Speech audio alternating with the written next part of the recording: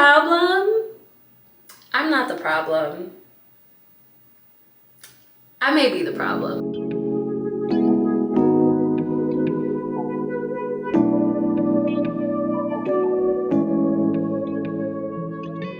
What is up, beautiful people? It's your girl Aylia, and welcome back to my channel.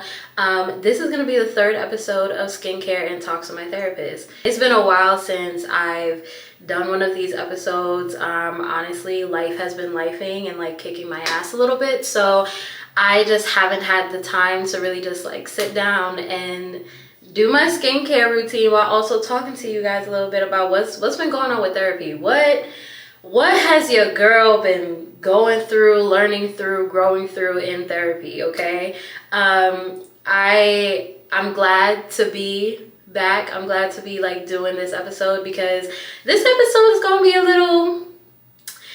little spicy.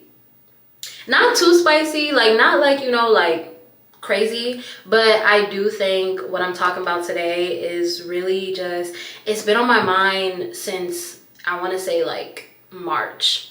And I think it's because of a lot of the things that are going on around me, a lot of the things that are going on with my friends, conversations that I've had with my friends.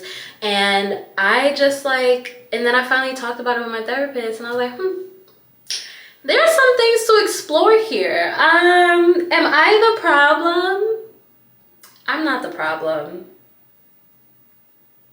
I may be the problem. So let's go ahead and jump right into the video. So today I am going to just give myself a little mini facial. It's Sunday. You know, I'm all about my self-care Sundays. So the products that I am using, my Youth to the People cleanser, like always. And then I'll be exfoliating with the glycolic acid and toning solution from The Ordinary. I've been having some breakouts mostly due to like hormonal imbalances, and so there's a lot of just like, I want to start getting rid of these dark spots and like my skin is looking really dull. I only use this toner like once a month, honestly, because it can be drying, and because I am prone to like, because my skin is usually dry and I am prone to eczema, I tend not to use things that are too drying. And so I only use this like once a month to exfoliate my skin, and I use milder exfoliants during the weeks in between. And then I'll be following up with a sheet mask. So this is the Aloe sheet mask from The Body Shop. I really like this mask. I've been using this mask for a while now, for about 2 years, and it's just really nice. Like when you want that extra spa-like feel, it feels really nice on your skin, and it's calming. So it's great for me to use this after using the toning solution because it will help to reduce like any irritation, redness, and all of that stuff that may occur after I've exfoliated with the toning solution. And then after that, I'm going to add some more hyaluronic acid to my face for extra hydration, to really lock in all of the moisture of the aloe mask. And of course, I'm following up with my Belief Aqua Bomb Moisturizer. If you did watch my mini staycation vlog, you saw me talking and ranting about this moisturizer. I'm gonna say it all the time, I love this moisturizer, simply because it is one of the moisturizers I've been using since like 2020 that has really worked well for my skin. And then of course I'm following up with my lip sleeping mask. Honestly, I use this thing like a lip balm, and I do have the lip balm version, but I always end up using this one as my lip balm. So we're gonna head and go and do that. So today we're talking about relationships. Why am I talking about relationships right now? I don't want to only talk about like relationships between myself and an intimate partner. I do want to talk about the relationships with my friends, my family, and also myself. So I think this is probably going to be a 4-part mini series in the Skincare and Talks with My Therapist episodes, because there's a lot of ground to cover when it comes to relationships and boundaries and all of that stuff.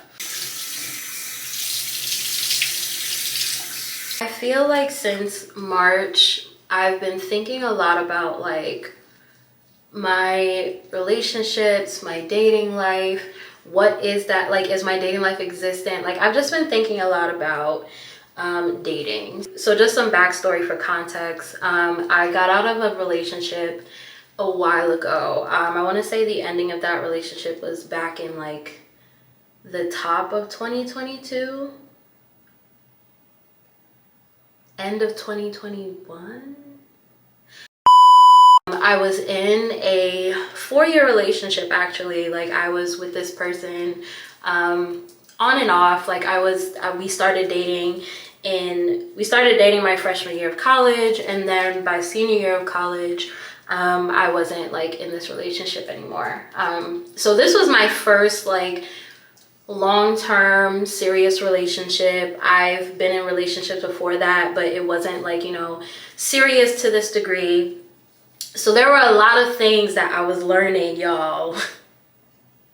A lot of things I was learning about mostly myself in that relationship. Between the relationship being pretty tumultuous and, you know, in ways like traumatizing, there was a lot of work that I had to do for myself to just like, you know, help me recover from the things that were going on, right? That breakup, full transparency, was one of the hardest breakups that I've ever experienced, and rightfully so. It was a long-term relationship. I basically grew with this person through college. Like I was going to college, learning things about myself. Like it was a lot, right? It was a lot for the first like ending of my teens into my early 20s. Like it was a lot. It was a whole lot. And so that breakup was hard, and I was just not well. Like I was really going through it. I thought I wasn't going to be okay for a long time. So part of the reason why my therapist and I started talking about just like relationships recently was because I was telling her I feel like I've just been feeling very romantic lately. So whether it's that I'm feeling romantic with my friends or just like romantic about myself, I don't know if it's because love is in the air. I don't know if it's because your girl has been binge watching a crap ton of romance K-dramas. You know, I've just been wanting that in my life. I've been wanting romance in my life. And so as a way to like bring some of that romance into my life, I've been, you know, going out with my friends more, and I've been seeing them more. We've been planning like these, you know, dinner dates. I'm gonna let this sit on my face for about 2 minutes before I go ahead and put that mask on. So, you know, I've been just going out with my friends more, you know, telling my friends that I love them, that I appreciate them. And in that way, romance has been coming into my life. Like my friendships have felt very, very romantic. But in terms of intimacy with, you know, intimacy with like a man, like it just hasn't been happening. Part of that is because so after that breakup, I feel like I didn't consciously say to myself, Aylia, you're gonna be single, you're not gonna, you know, interact. Like I didn't say any of those things.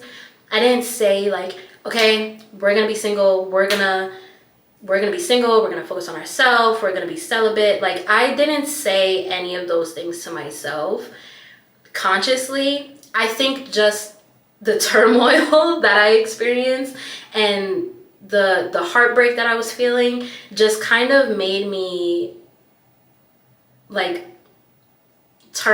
I felt like at that time I was turning myself inward. And I didn't like consciously say, Aylia, this is your time.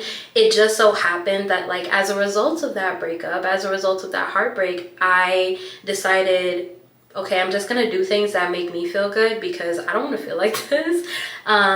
But I'm gonna do things that make me feel good. And then that's how all of these other things like self-care Sundays, like my YouTube channel, like, you know, all of these things started coming up, you know, because I was mentally in a space where I was like, I kind of don't want to really interact like romantically with anyone right now, because I'm tired. I was just over the trauma and over the lying and the dishonesty. Like I was so over it, and I was like, you know what, Aylia, you know who's not going to be dishonest? Yourself. You know who's going to be true to you? Yourself. And so I started just like really doing all the things that I used to love to do. And this is why I said I'm going to talk more about this in another episode, because I felt like I had to relearn myself completely. I had to rediscover, like, what do I love to do? What am I passionate about? Because I felt like I didn't know who I was after that relationship. So recently my therapist and I have been talking, and she asked me, she was like, why do you feel like you don't want to date? Like, first of all, what do you want out of dating? And I was truthful to her, and I was like, I just want to be wined and dined on and taken out because I'm pretty. No, but for real, y'all, dating, especially like in New York City, I feel like sometimes it can be hard because, like, no, I don't want to Netflix and chill. I don't want to go to your house. Can we go to the park? Can we go grab tea or something? Like, can we go get some ice cream? Like, I don't want to do the whole Netflix and chill in your house thing. And also, I don't want to fuck. There are ways to be intimate outside of sex, and sometimes it feels like on these dating apps, that's what it is. My experience is like, oh, things are going well, we're talking, and then it gets to like, and I'm like, I don't really want to do that right now. But she basically was saying, Aylia, it seems like what you do is that you don't take things for face value, right? When somebody is showing you who they are, take it at face value. They are showing you exactly, oh, this is what I want. And if that is not in alignment with what you want, you don't have to try to change yourself to fit into what they want, let alone they don't have to change what they want to fit into what you want. And I was like, oh, you're right. I was like, okay, ma'am, you're a little too loud right now. And she was like, yeah. And that's when I was like, damn, because I feel like in a lot of my relationships, I feel like I am performing. And that is part of the reason why I haven't dated in a while, because I don't want to do that thing where I start performing or people pleasing or acting like I gotta be somebody that is completely out of myself.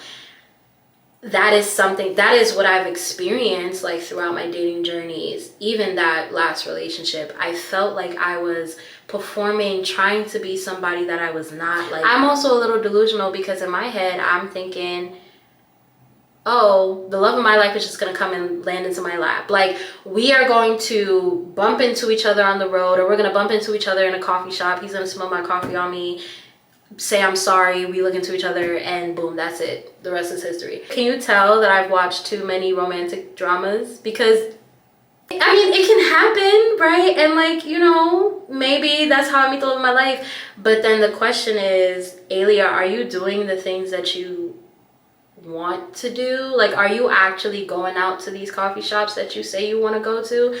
I have a list of coffee shops. I have a list of cafes that I want to check out, and I haven't gone to like more than 2 of them, right? So it's those things that are being put in perspective for me when it comes to romance, where I'm like, I want this thing, but I'm not going after it, or I'm not intentionally dating.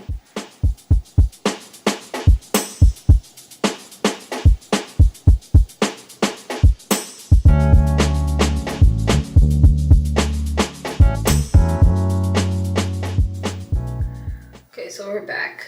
Let's go ahead and take this off. Something that my therapist also asked me was like, what are the values that you would want in someone that you are dating? Because that can then, like, once I identify those things, once I identify what it is that I actually want out of dating, I can then move into, like, I will know, like what to look for, what to reject, what to accept. And and like some of the values that I have for myself also are like, I want someone who's passionate, I want someone who's kind, I want someone who's honest, who's caring, I want someone who's loyal, I want someone who, is understanding and patient. I want someone who's understanding and patient. So these are the things that I have started to think about, like, and this is not only for my intimate partner, but this is for everyone. What are the type of values that I'm looking for in the people that I'm allowing to come into my life, whether it is for a brief moment or whether it is for a lifetime?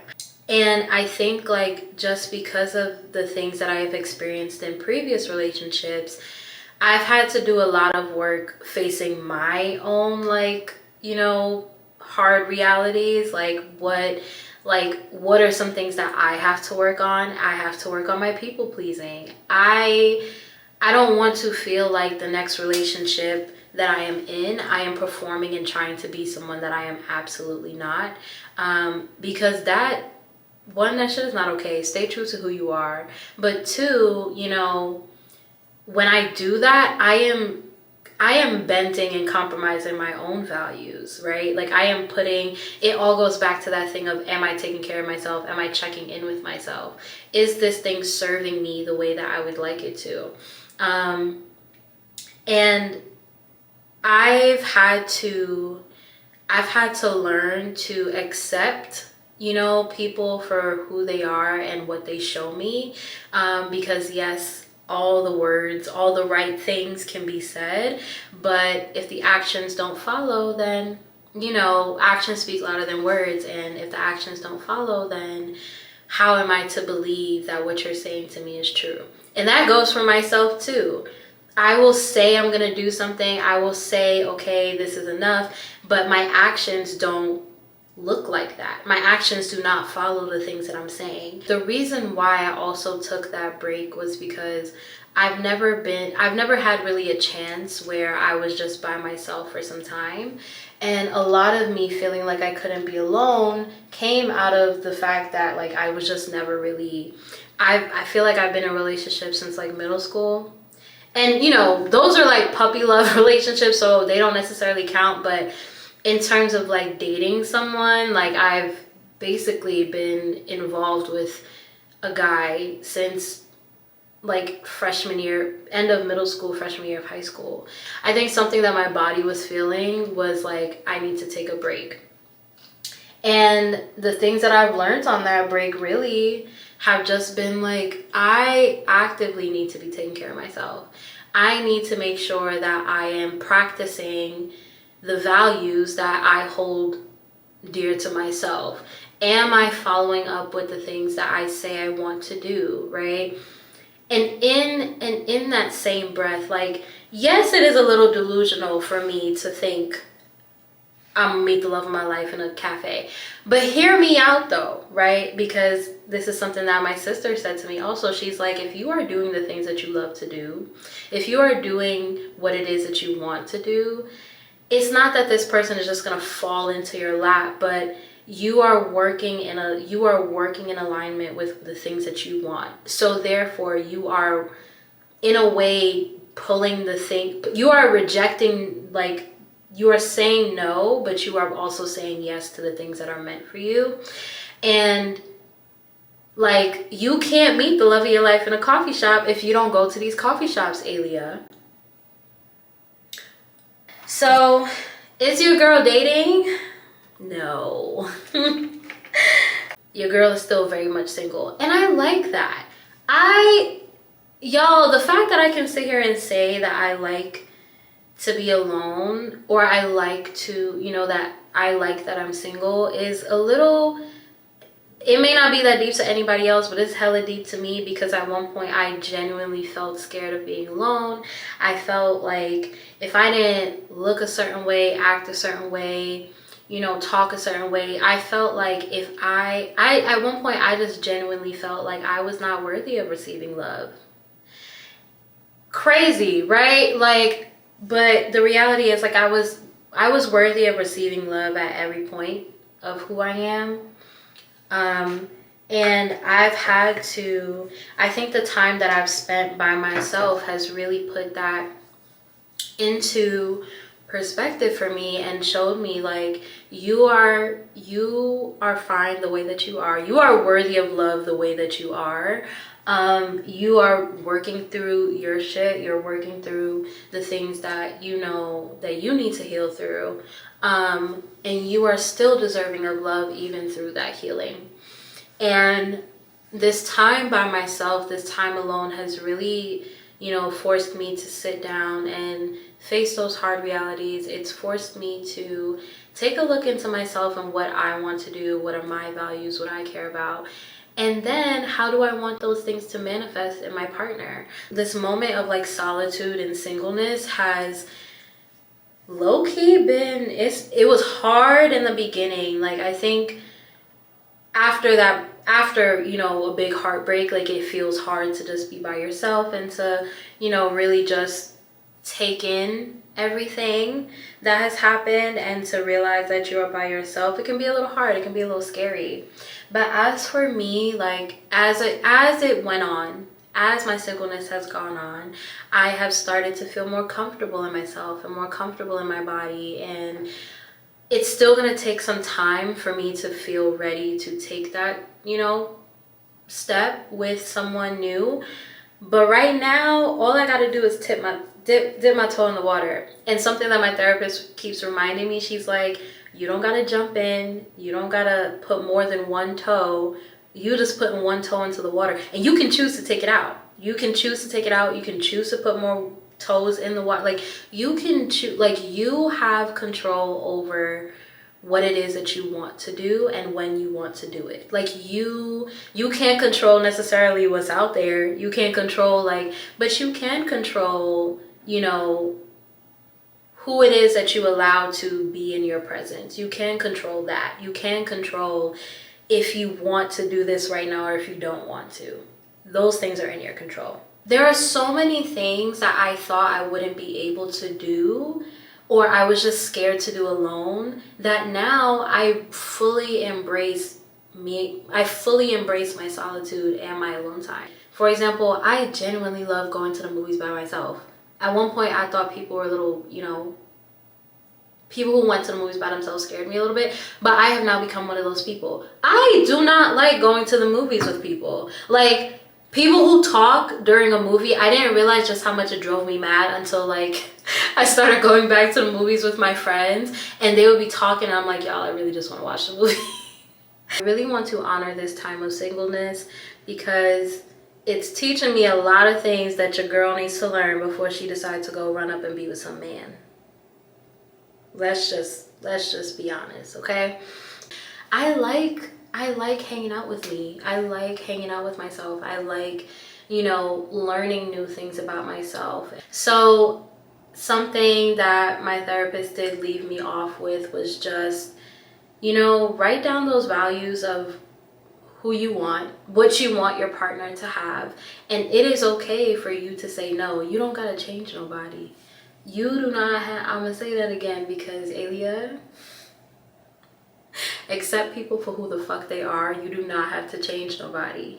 So yeah, so that's really just like the tea on, you know, me and dating and relationships.